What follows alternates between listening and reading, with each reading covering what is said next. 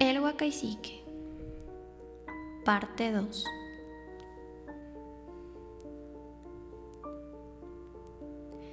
Las deudas se le habían acumulado sin que se diera cuenta. Todo le pareció en aquel entonces de fácil resolución.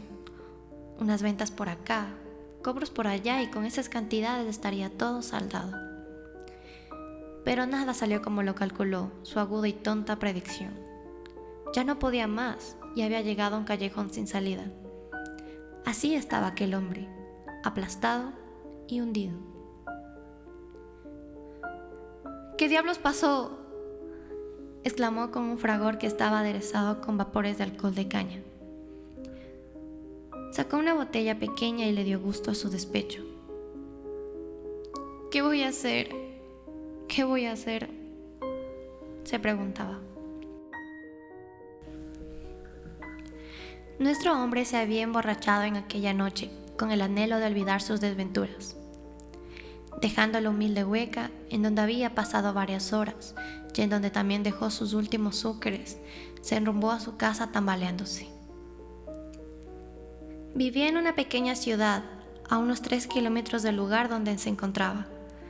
Para llegar a su destino, tenía que ir por un único sendero que tenía a sus lados unas hileras de inmensos árboles de eucaliptos, en un orden tan perfecto como las formaciones castrenses, verdes, firmes y elegantes.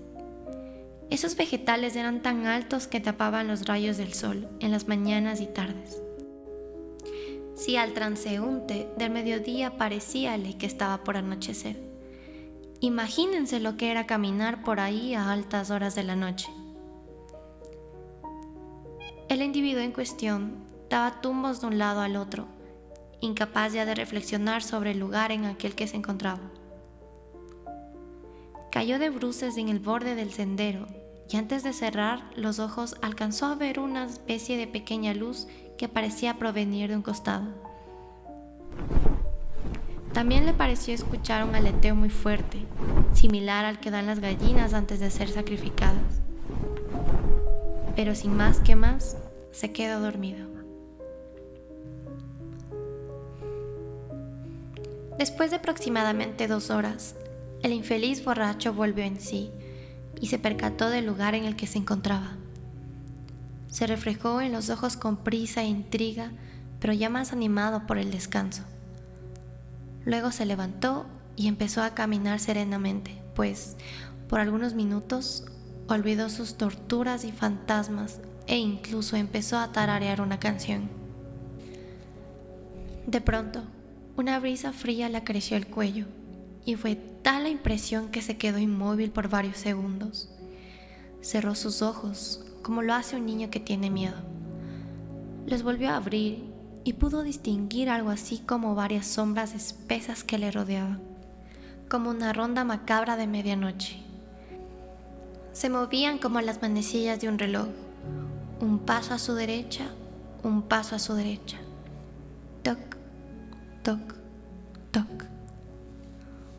Una circunferencia de seres sin rostro, anchos de espaldas y que parecían flotar. Antonio apretó sus manos y no sabía si todo eso era real o era un producto de un raro estupor alcohólico. Sintió que sus dedos le temblaban, por lo que concluyó que sus sentidos no le engañaban. Su corazón empezó a golpear tan fuerte como un tambor de fiesta.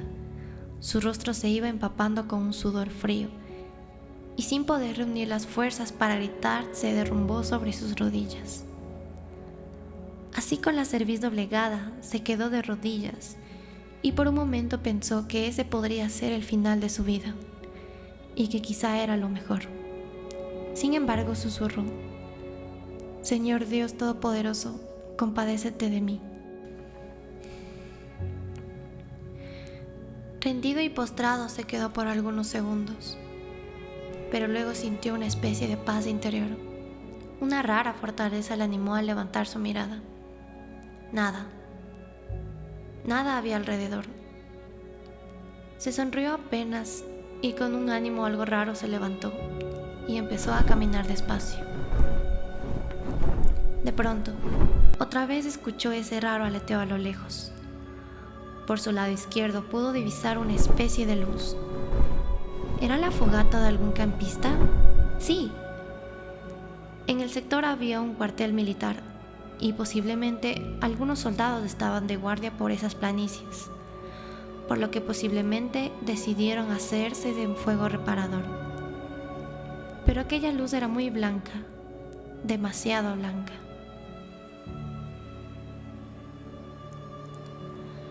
La luz le recordó el fuego y el fuego el hogar. Recordó de pronto a su familia y así, esa luz le trajo a su mente momentos luminosos de su oscura vida. Uno de ellos, el nacimiento de su primogénita, la que le dio motivos para vivir y luchar en las difíciles circunstancias.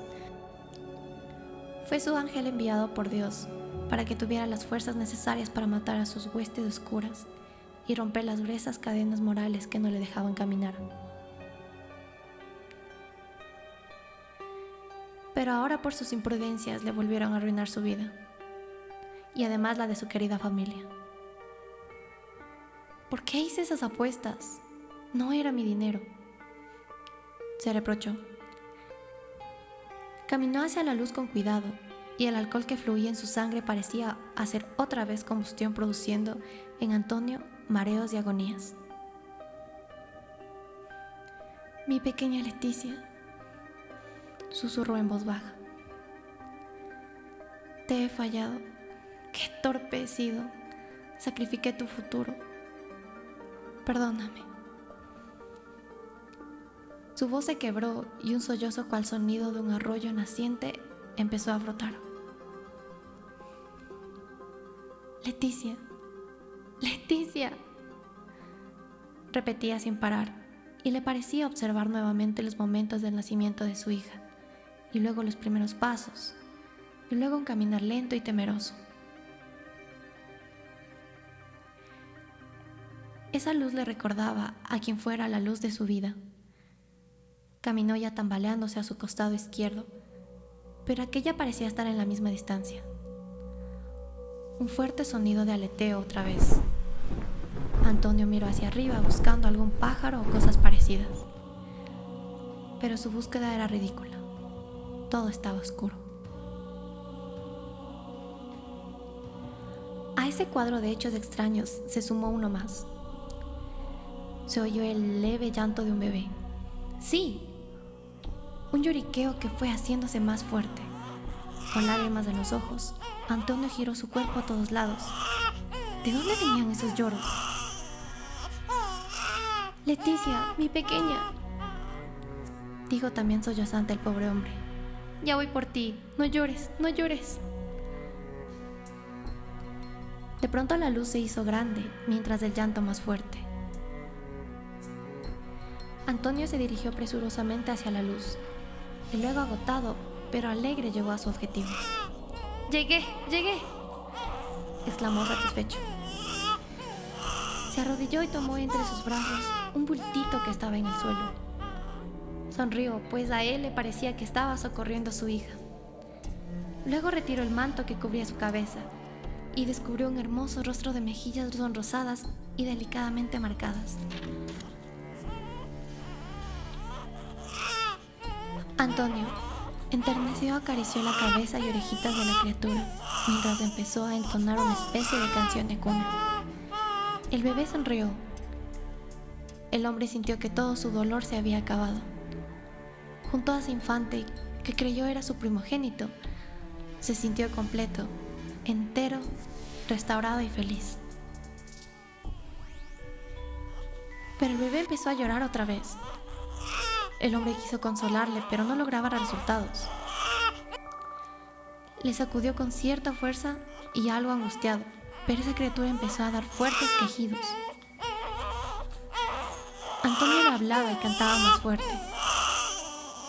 El bebé parecía ser dominado por un dolor desconocido. De pronto, el equivocado padre tocó su rostro y descubrió sin querer sus dientes. ¿Un bebé con dientes?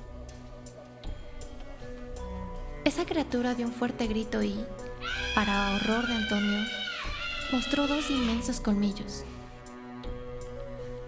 Luego de la boca de ese supuesto infante, emergió una voz grave y profunda que exclamó: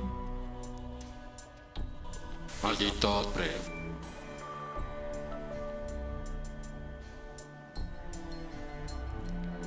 A la mañana siguiente, un par de soldados que cumplían un castigo iban a trote apresurado por el lugar de los hechos mencionados, por lo que hicieron un extraño hallazgo que luego pasaron a reportar a las autoridades, y estas a su vez la comunicaron a la prensa.